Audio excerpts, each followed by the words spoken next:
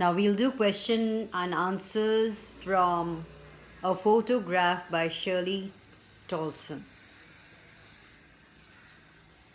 और इसमें हम बताएंगे कि डिफ़िकल्ट वर्ड्स के मीनिंग्स और जो हमने पोएम पढ़ी है। अब आप देखोगे कि पहले हमने पोएम पढ़ी, फिर उसका समरी बताया, उसको एक्सप्लेन किया। अब इसमें इसके क्वेश्चन आंसर्स करते हैं। और क्वेश्चन आंसर्स में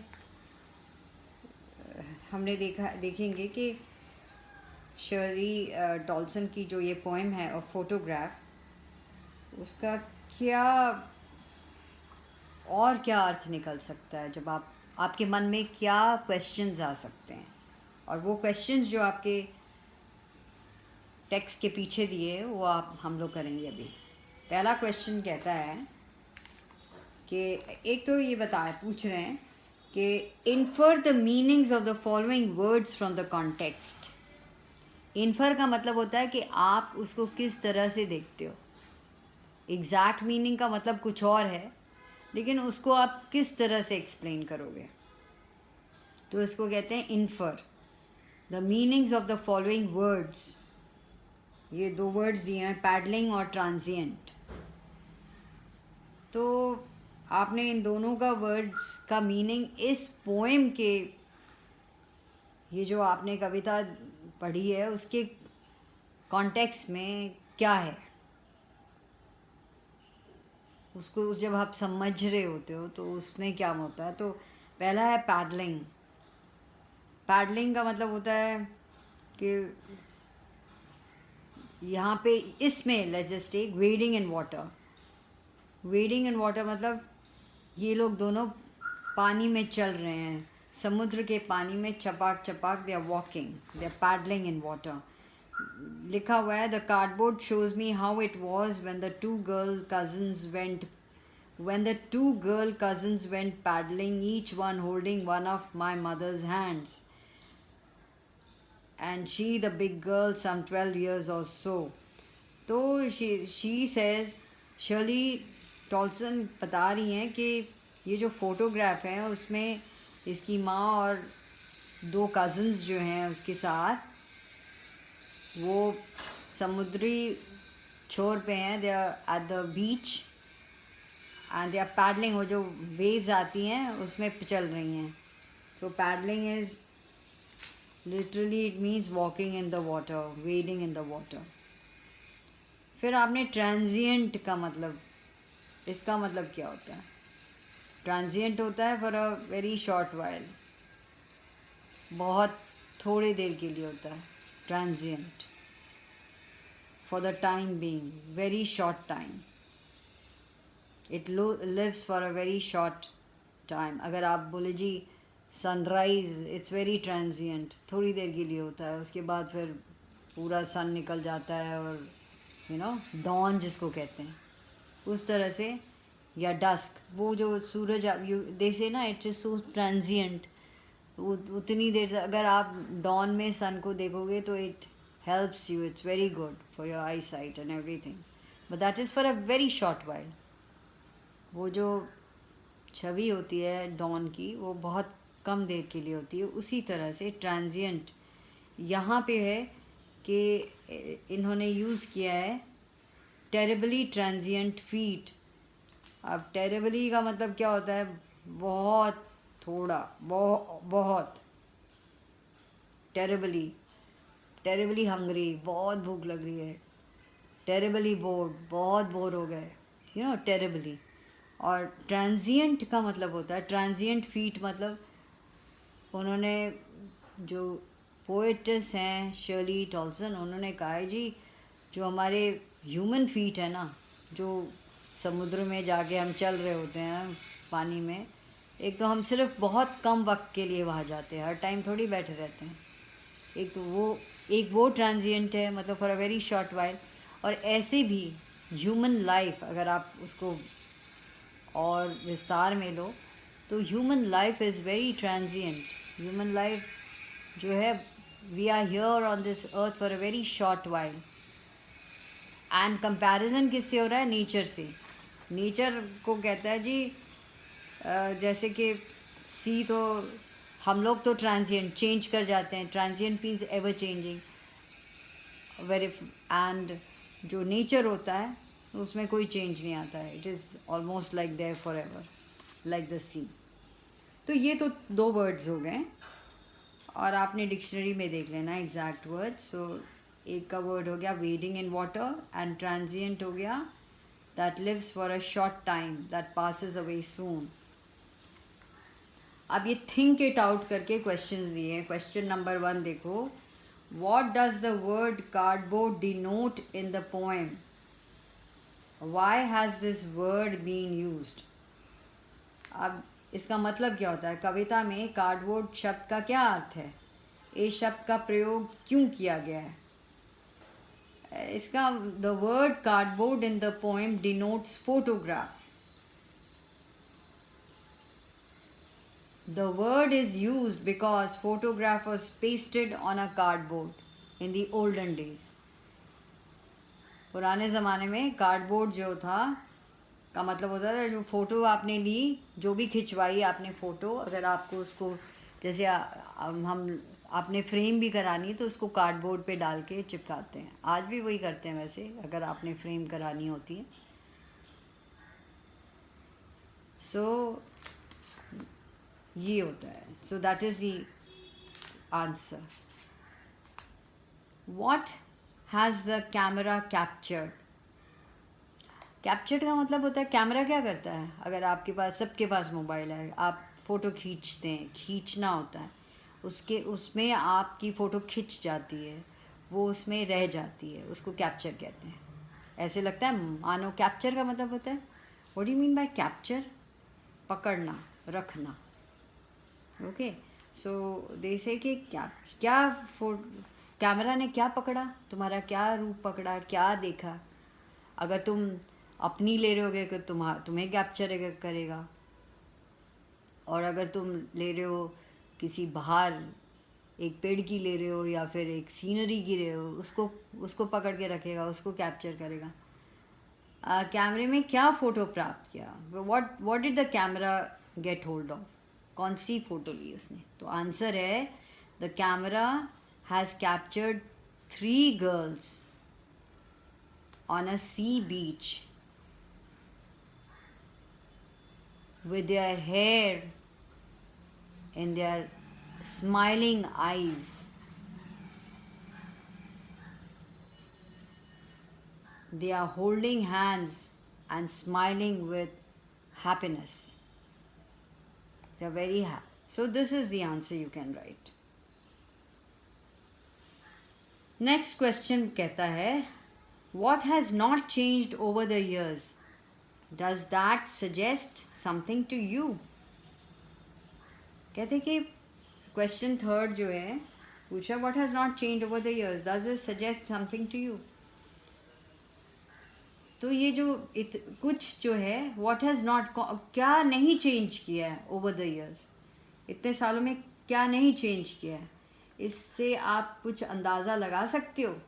आपको कुछ सूझता है? What does this suggest? तुम्हें इससे क्या पता चलता है? तो अगर हम देखते हैं यहाँ पे फर्स्ट स्टैंजा में, and the sea which appears to have changed less. तो क्या चेंज नहीं किया? You can write the sea has not changed over the years. This suggests that nature is eternal. The nature is forever, but human life is short. So question number 4 पे आते हैं. The poet's mother laughed at the snapshot. What did this laugh indicate? तो ये snapshot, जब photo देखती है, snapshot का दूसरा मतलब होता है फ़ोटोग्राफ, क्योंकि जब फ़ोटो लेते हैं क्लिक की आवाज़ आती है, स्नैप क्लिक की आवाज़ आती थी वो पुराने जो कैमरा है तो उसमें क्लिक की आवाज़ आती है, इसलिए स्नैपशॉट कहते हैं इसको. तो वाई डिड द पोइट्स, क्यों हंसी?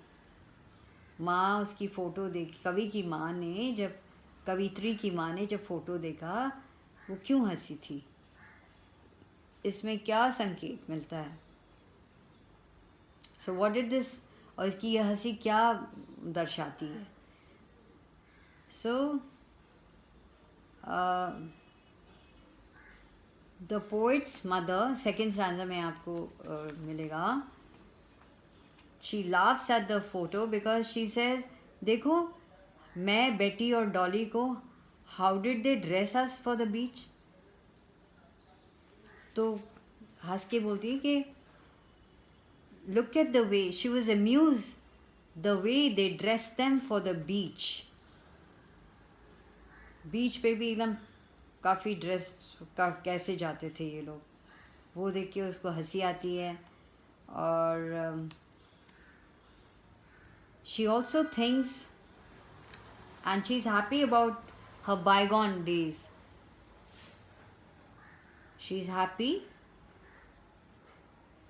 how she looked as a youngster and with her cousins and her days, her past days. Next question. What is the meaning of the line, both rye with labored ease of loss? तो इसका मतलब क्या है, इसका meaning क्या है? ये line का मीनिंग पूछ रहे हैं कि both rhyme with the laboured ease of loss. So when you read the second stanza, कहती हैं शर्ली टॉल्सन लिखती हैं कि the sea holiday was her past and mind is her laughter. तो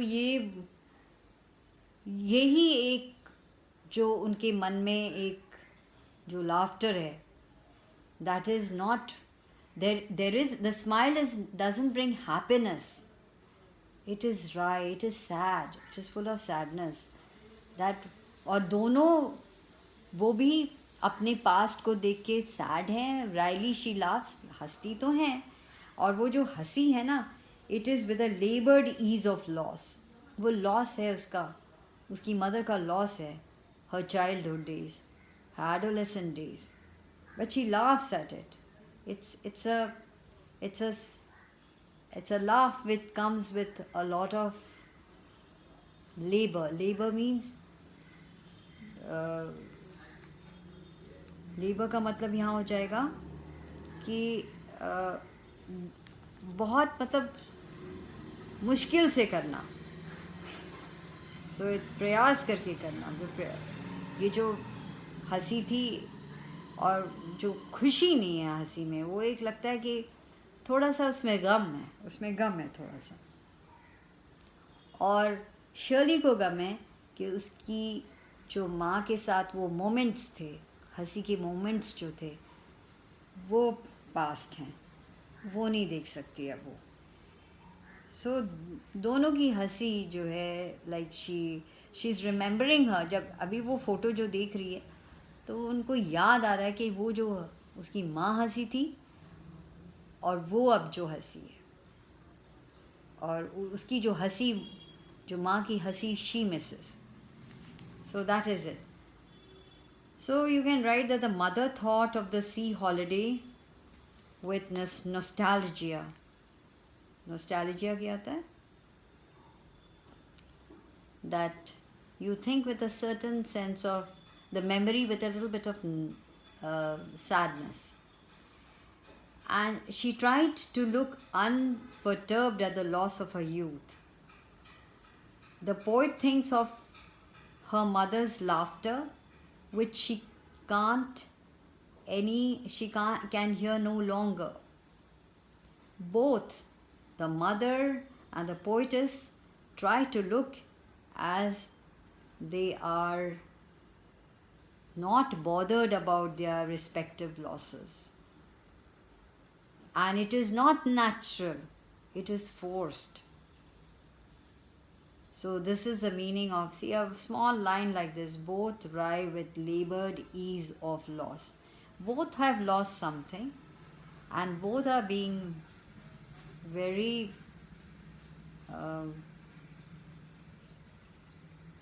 brave about it. They're laughing about it.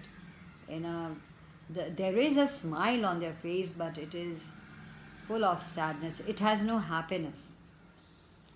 So the next question is, what does this circumstance refer to? Circumstance, kya, what does it refer? The word circumstance. Let's take the third stanza as a reference point. And now she's been dead nearly as many years as that girl lived. And of this circumstance, there is nothing to say at all. Now, the circumstance here refers to that the poetess mother is no more. So that is the present circumstance, and that's the word circumstance refers. So in a way, it refers to death of the poet's mother. Then we have another question. The three stanzas depict three phases. What are they? The poem is in three stanzas. In the first stanza, it is the adolescent stage of her mother. Second stage is the middle-aged stage of her mother with her daughter. The adolescent stage with her cousins. And the third is the death, where silence silences. There's nothing, but there's nothing to talk about. The silence tells you to keep quiet. There's nothing in it. So the finality of death. So I hope you'll be able to do these questions.